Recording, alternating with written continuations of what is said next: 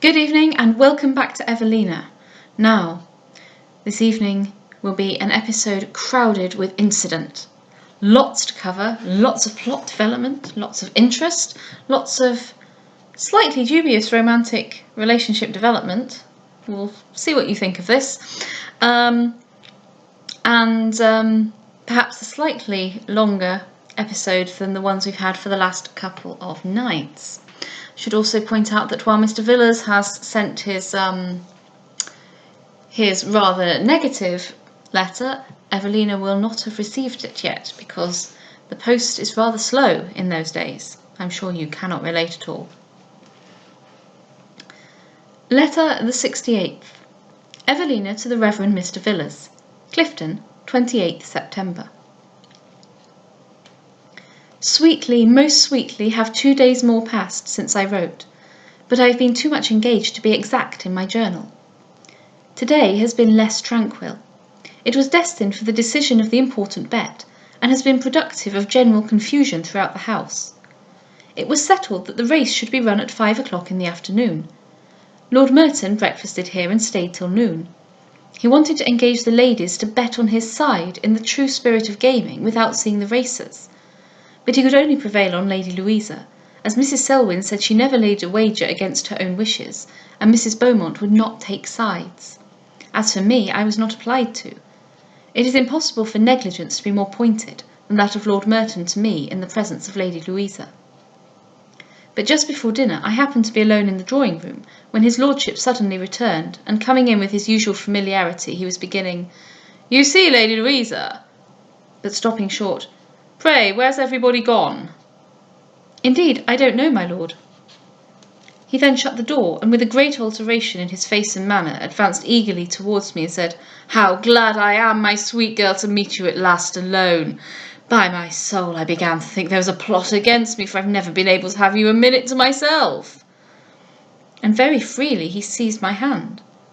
I was so much surprised at this address, after having been so long totally neglected, that I could make no other answer than staring at him with unfeigned astonishment. "Why now," continued he, "if you was not the cruellest little angel in the world, you would have helped me to some expedient, for you see how I am watched here. Lady Louisa's eyes are never off me. She gives me a charming foretaste of the pleasures of a wife. However, it won't last long." Disgusted to the greatest degree, I attempted to draw away my hand, but I believe I should not have succeeded if Mrs. Beaumont had not made her appearance.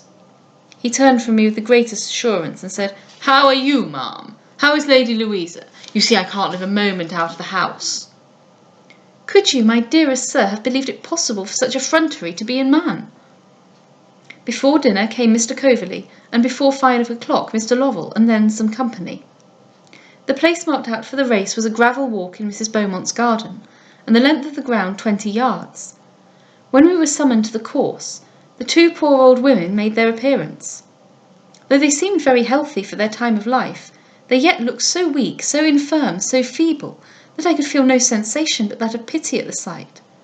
However, this was not the general sense of the company, for they no sooner came forward than they were greeted with a laugh from every beholder, Lord Orville excepted, who looked very grave during the whole transaction. Doubtless he must be greatly discontented at the dissipated conduct and extravagance of a man with whom he is soon to be so nearly connected. For some time the scene was truly ridiculous. The agitation of the parties concerned, and the bets were laid upon the old women, were absurd beyond measure. "Who are you for, and whose side are you of?" was echoed from mouth to mouth by the whole company. Lord Merton and Mr. Coverley were both so excessively gay and noisy that I soon found they had been too free in drinking to their success. They handed with loud shouts the old women to the race ground, and encouraged them by liberal promises to exert themselves. When the signal was given for them to set off, the poor creatures, feeble and frightened, ran against each other, and neither of them able to support the shock, they both fell on the ground. Lord Merton and Mr. Coverley flew to their assistance. Seats were brought for them, and they each drank a glass of wine. They complained of being much bruised, for heavy and helpless they had not been able to save themselves, but fell with their whole weight upon the gravel. However, as they seemed equal sufferers, both parties were too eager to have the affair deferred. Again, therefore, they set off, and hobbled along nearly even with each other, For some time, yet frequently into the inexpressible diversion of the company, they stumbled and tottered, and the confused hallooing of now Coverley, now Merton, rang from side to side during the whole affair. Not long after, a foot of one of the poor women slipped, and with great force she came down to the ground. Involuntarily I sprung forward to assist her, but Lord Merton, to whom she did not belong, stopped me, calling out, "No foul play, no foul play!" Mr. Coverley then, repeating the same words, went himself to help her, and insisted that the other should stop. A debate ensued, but the poor creature was too much hurt to move, and declared her utter inability to make another attempt.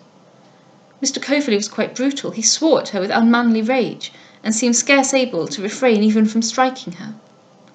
Lord Merton then, in great rapture, said it was a hollow thing, but Mr. Coverley contended that the fall was accidental, and time should be allowed for the woman to recover. However, all the company being against him, he was pronounced the loser. We then went to the drawing-room to tea, after which, the evening being remarkably warm, we all walked in the garden. Lord Merton was quite riotous, and Lady Louisa in high spirits, but Mr. Coverley endeavoured in vain to conceal his chagrin. As Lord Orville was thoughtful and walked by himself, I expected that as usual I should pass unnoticed, and be left to my own meditations. But this was not the case, for Lord Merton, entirely off his guard, giddy equally from wine and success, was very troublesome to me, and regardless of the presence of Lady Louisa, which hitherto has restrained him even from common civility, he attached himself to me during the walk with a freedom of gallantry that put me extremely out of countenance. He paid me the most high-flown compliments, and frequently and forcibly seized my hand, though I repeatedly, and with undissembled anger, drew it back. Lord Orville, I saw, watched us with earnestness, and Lady Louisa's smiles were converted into looks of disdain. I could not bear to be thus situated, and complaining I was tired, I quickened my pace with intention to return to the house. But Lord Merton, hastily following, caught my hand, and saying the day was his own, vowed he would not let me go. "You must, my lord," cried I, extremely flurried. "You are the most charming girl in the world," said he, "and never look better than at this instant." "My lord," cried Mrs. Selwyn, advancing to us, "you don't consider that the better Miss Anville looks, the more striking is the contrast with your lordship. Therefore, for your own sake, I would advise you not to hold her." "Egad, my lord," cried Mr. Coverley, "I don't see what right you have to the best old, and the best young woman too in the same day." "Best young woman," repeated Mr. Lovell. "'Pon honour, Jack, you have made a most unfortunate speech. However, if Lady Louisa can pardon you, and her ladyship is all goodness, I am sure nobody else can, for you have committed an outrageous solecism in good manners." "And pray, sir," said Mrs. Selwyn, "under what denomination may your own speech pass?" Mr. Lovell, turning another way, affected not to hear her, and Mr. Coverley, bowing to Lady Louisa, said, "Her ladyship is well acquainted with my devotion, but egad, I don't know how it is. I had always an unlucky turn on an epigram, and never could resist a smart play upon words in my life." "Pray, my lord," cried I, "let go my hand. Pray, Mrs. Selwyn, speak for me." "My lord," said Mrs. Selwyn, "in detaining Miss Anville any longer, you only lose time, for we are already as well convinced of your valour and your strength as if you were to hold her an age." "My lord," said Mrs. Beaumont, "I must beg leave to interfere. I know not if Lady Louisa can pardon you, but as this young lady is at my house, I do not choose to have her made uneasy." "I pardon him!" cried Lady Louisa. "I declare I am monstrous glad to get rid of him." "Egad, my lord," cried Mr. Coverley, "while you are grasping at a shadow, you'll lose a substance. You'd best make your peace while you can." "Pray, Mr. Coverley, be quiet," said Lady Louisa peevishly, "for I declare I won't speak to him. Brother," taking hold of Lord Orville's arm, "will you walk in with me?" "Would to heaven," cried I, frightened to see how much Lord Merton was in liquor, "that I too had a brother, and then I should not be exposed to such treatment."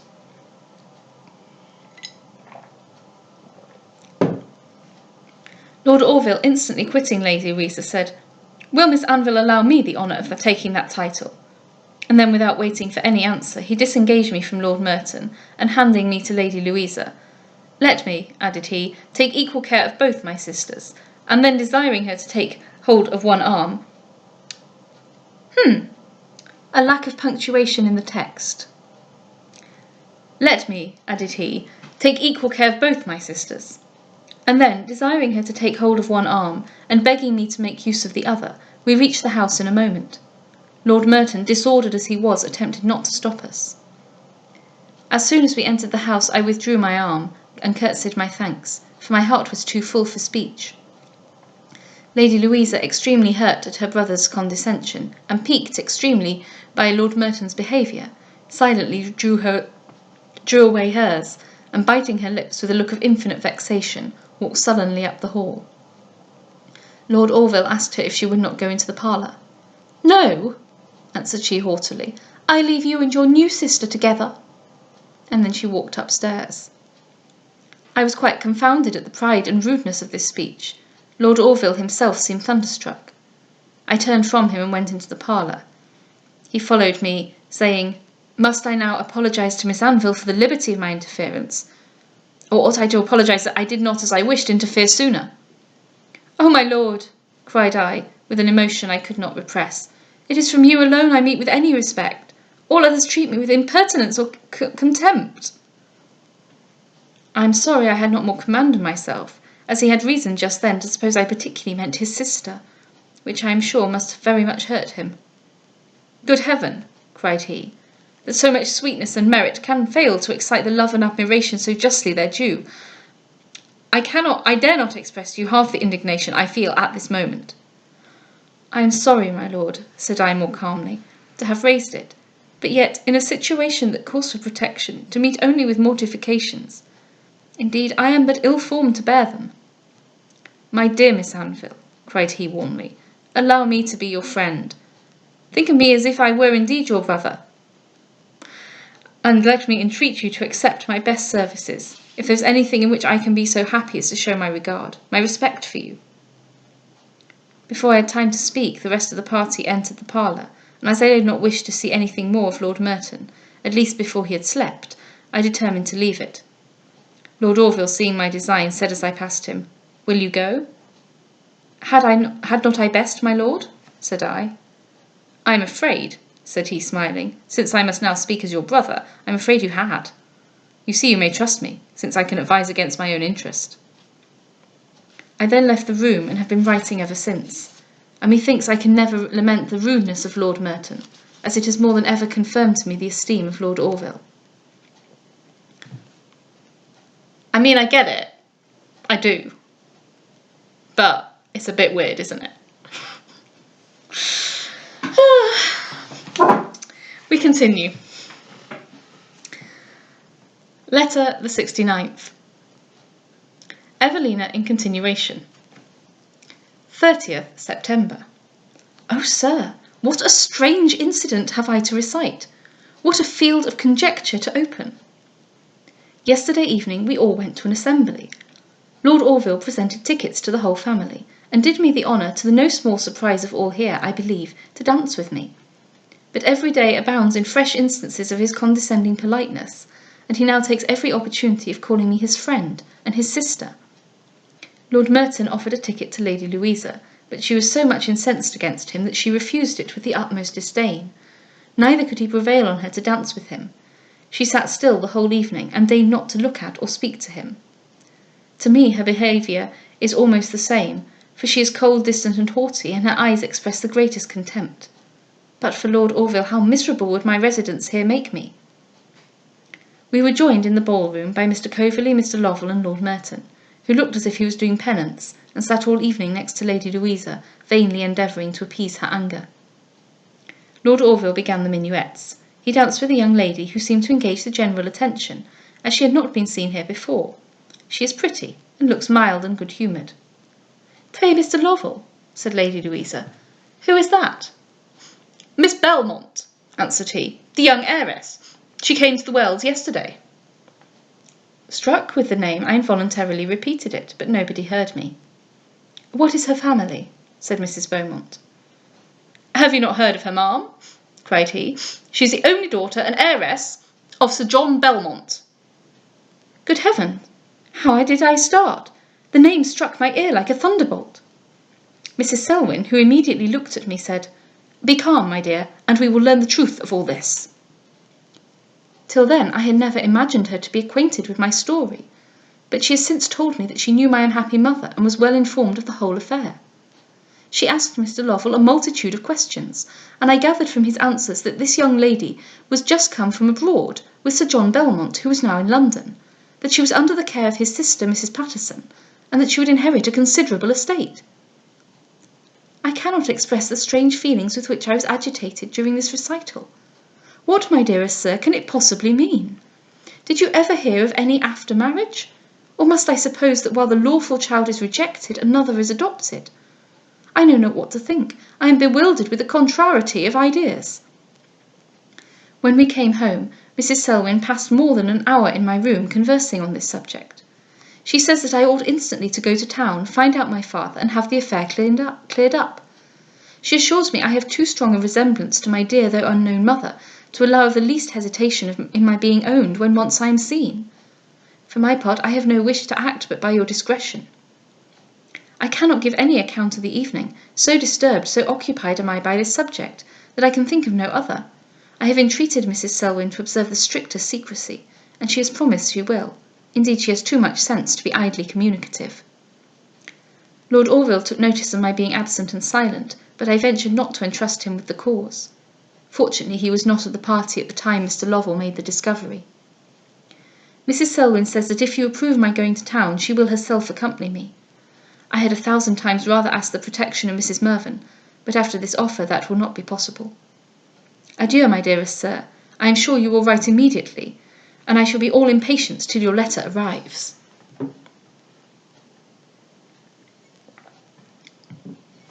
Letter the 70th. Evelina in continuation. 1st October. Good God, my dear sir, what a wonderful tale have I to relate! Yet even now I am not recovered from my extreme surprise. Yesterday morning, as soon as I had finished my hasty letter, I was summoned to attend a walking party to the Hotwells. It consisted only of Mrs. Selwyn and Lord Orville. The latter walked by my side all the way, and his conversation dissipated my uneasiness and insensibly restored my serenity. At the pump room I saw Mr. Macartney. I curtsied to him twice ere he would speak to me. When he did, I began to apologize for having disappointed him, but I did not find it very easy to excuse myself, as Lord Orville's eyes, with an expression of anxiety that distressed me, turned from him to me, and me to him, every word I spoke. Convinced, however, that I had really trifled with Mr. Macartney, I scrupled not to beg his pardon. He was then not merely appeased, but even grateful.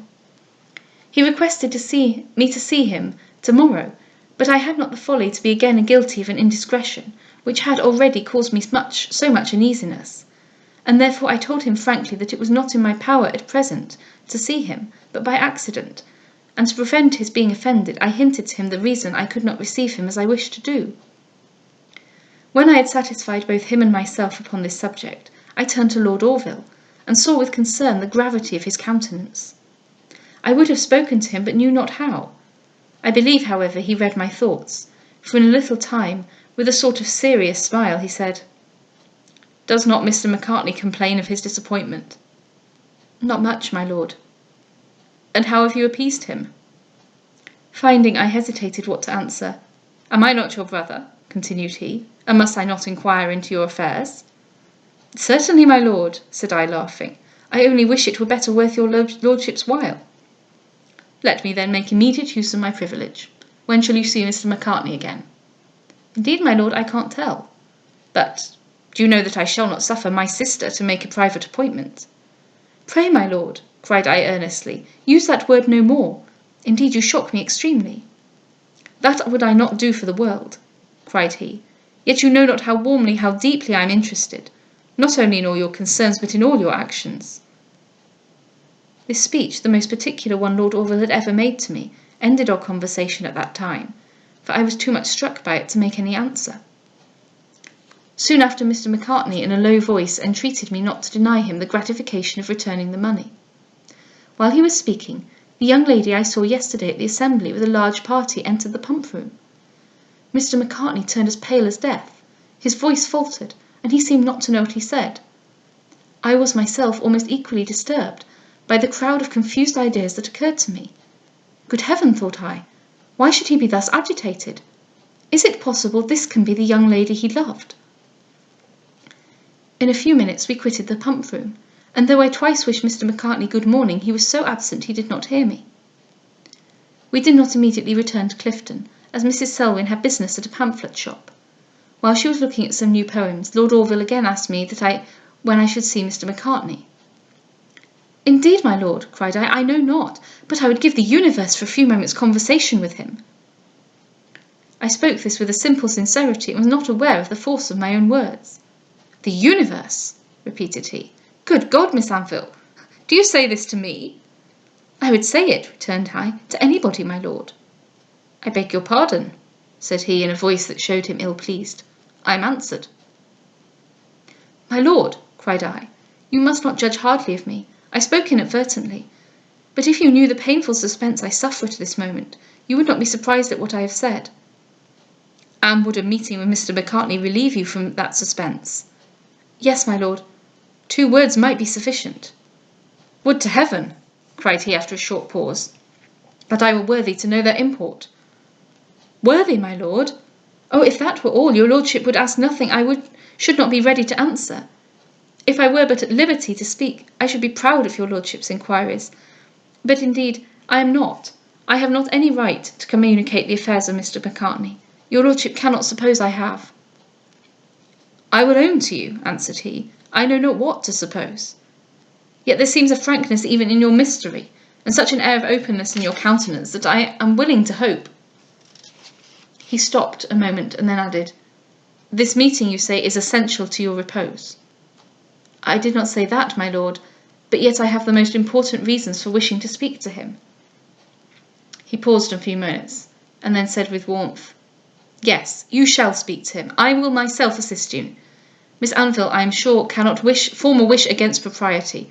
I will ask no questions. I will rely upon her own purity, and uninformed, blindfold as I am, I will serve her with all my power." And then he went into the shop, leaving me so strangely affected by his generous behaviour that I almost wished to follow him with my thanks. When Mrs. Selwyn had transacted her affairs, we returned home.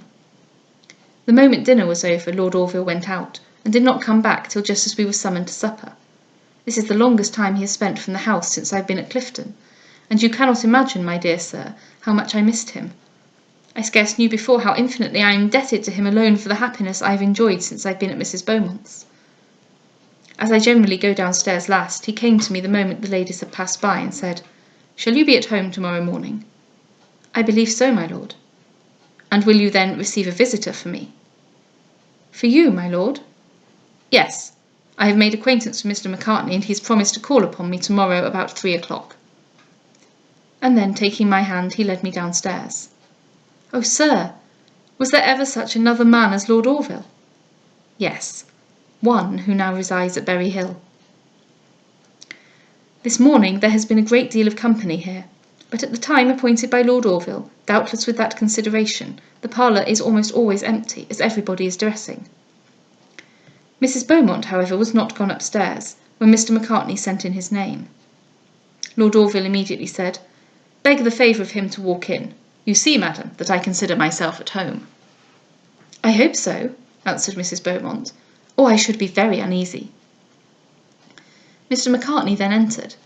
I believe we both felt very conscious to whom the visit was paid, but Lord Orville received him as his own guest, and not merely entertained him as such while Mrs. Beaumont remained in the room, but for some time after she had left it, a delicacy that saved me from the embarrassment I should have felt had he immediately quitted us. In a few minutes, however, he gave Mr. Macartney a book, for I too, by way of pretence for continuing in the room, pretended to be reading, and begged he would be so good as to look it over while he answered a note, which he would dispatch in a few minutes, and return to him. When he was gone, we both parted with our books, and Mr. Macartney, again producing the paper with the money, besought me to accept it. "Pray," said I, still declining it, "did you know the young lady who came into the pump room yesterday morning?" "Know her?" repeated he, changing colour. "Oh, but too well." "Indeed? Why, madam, do you ask?" "I must beseech you to satisfy me further upon this subject. Pray, tell me who she is." "Invariably, as I meant to keep my secret, I can refuse you, madam, nothing. That lady is the daughter of Sir John Belmont, of my father." "Gracious heaven!" cried I, involuntarily laying my hand on his arm. You are then my brother, I would have said, but my voice failed me and I burst into tears. Oh, madam, cried he, what does this mean? What can thus distress you? I could not answer, but held out my hand to him. He seemed greatly surprised, and talked in high terms of my condescension. Spare yourself, cried I, wiping my eyes. Spare yourself this mistake. You have a right to all I can do for you. The similarities of our circumstances. We were then interrupted by the entrance of Mrs. Selwyn, and Mr. Macartney, finding no probability of our being left alone, was obliged to take leave, though I believe very reluctantly whilst in such suspense. Mrs. Selwyn then, by dint of interrogatories, drew from me the state of this affair. She is so penetrating that there was no possibility of evading to give her satisfaction. Is not this a strange event? Good heaven! How little did I think that the visits I so unwillingly paid at Mr. Brangton's would have introduced me to so near a relation. I will never again regret the time I spent in town this summer. A circumstance so fortunate will always make me think of it with pleasure. I have just received your letter, and it has almost broken my heart. Oh, sir, the illusion is over indeed. How vainly have I flattered, how miserably deceived myself. Long since, doubtful of the situation of my heart, I dreaded a scrutiny. But now that I have so long escaped, I began indeed to think my safety insured, to hope that my fears were causeless, and to believe that my good opinion and esteem of Lord Orville might be owned without suspicion, and felt without danger. Miserably deceived indeed. His sight is baneful to my repose, his society is death to my future tranquillity. O Lord Orville, could I have believed that a friendship so grateful to my heart, so soothing to my distresses, a friendship which in every respect did me so much honour, would only serve to embitter all my future moments? What a strange, what an unhappy circumstance, that my gratitude, though so justly excited, should be so fatal to my peace. Yes, sir, I will quit him. Would to heaven I could at this moment, without seeing him again, without trusting to my now conscious emotion. O Lord Orville, how little do you know the evils I owe you, how little suppose that, when most dignified by your attention, I was most to be pitied, and when most exalted by your notice, you were most my enemy. You, sir, relied upon my ignorance. I, alas, upon your experience, and whenever I doubted the weakness of my heart, the idea that you did not suspect it reassured me, restored my courage, and confirmed my error. Yet am I most sensible of the kindness of your silence. Oh, sir, why have I ever quitted you? Why been exposed to dangers to which I am unequal? But I will leave this place, leave Lord Orville, leave him perhaps for ever. No matter. Your counsel, your goodness, may teach me how to recover the peace and the serenity of which my unguarded folly has beguiled me. To you alone do I trust, in you alone confide for every future hope I may form. The more I consider the parting with Lord Orville, the less fortitude do I feel to bear the separation. The friendship he has shown me, his politeness, his sweetness of manners, his concern in my affairs, his solicitude to oblige me, all to be given up. No, I cannot tell him I am going. I dare not trust myself to take leave of him. I will run away without seeing him. Implicitly will I follow your advice, avoid his sight, and shun his society. Tomorrow morning I will set off for Berry Hill. Mrs. Selwyn and Mrs. Beaumont shall alone know my intention, and to-day I will spend in my own room. The readiness of my obedience is the only atonement I can offer for the weakness which caused for its exertion. Will you, most honoured dear sir, sole prop by which the poor Evelina is supported, can you, without reproach, without displeasure, receive the child you have so carefully reared, from whose education better fruit might have been expected, and who, blushing for her unworthiness, fears to meet the eye by which she has been cherished? Oh yes, I am sure you will. Your Evelina's errors are those of the judgment, and you, I know well, pardon all but those of the heart. She's such an idiot. I mean, honestly, blatantly obvious he's in love with her. Like, Mr. Villas! But kind of fun about Mr. Macartney being her long-lost brother. Do I spy a family reunion in the future? Well, it is a romance. Good night.